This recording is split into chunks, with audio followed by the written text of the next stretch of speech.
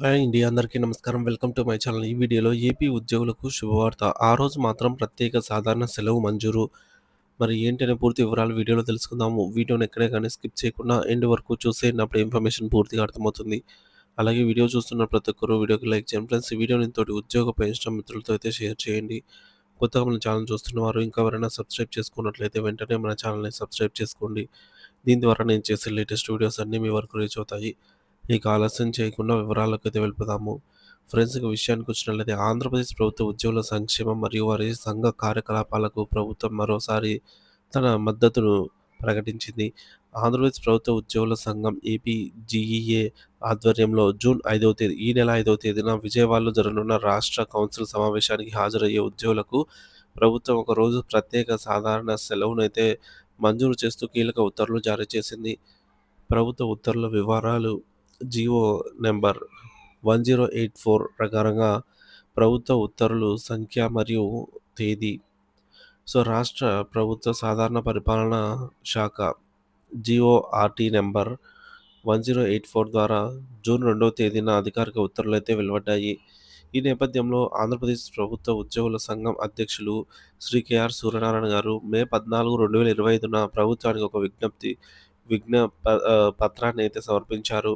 అందులో జూన్ 5వ తేదీ మరియు 6వ తేదీలలో విజయవాడలోని ఇందిరాగాంధీ మున్సిపల్ స్టేడియంలో జరగనున్న తమ సంఘం యొక్క రాష్ట్ర కౌన్సిల్ సమావేశానికి హాజరయ్యేందుకు వీలుగా ఆంధ్రప్రదేశ్‌లోని 26 జిల్లాల నుంచి వివిధ శాఖలకు చెందిన ఉద్యోగులకు 2 ప్రత్యేక సాధారణ సెలవులు మంజూరు చేయాలని కోరారు.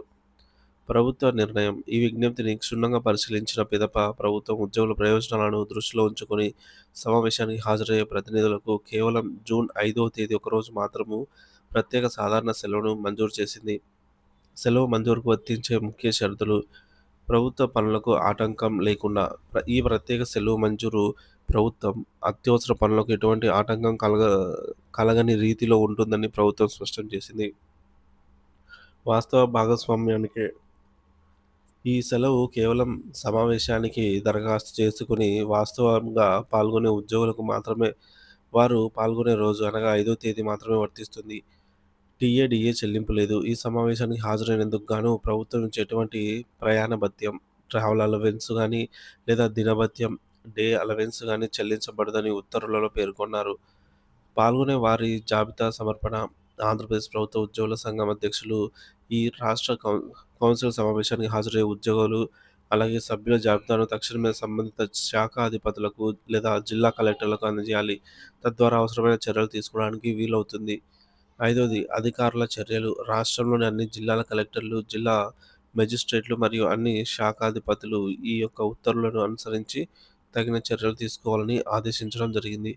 ఈ ఉత్తర్వులను రాష్ట్ర ప్రభుత్వ ప్రత్యేక ప్రధాన కార్యదర్శి శ్రీ శంషేర్ సింగ్ రావత్ గారు ఆంధ్రప్రదేశ్ గవర్నర్ గారి ఆదేశానుసారం జారీ చేశారు.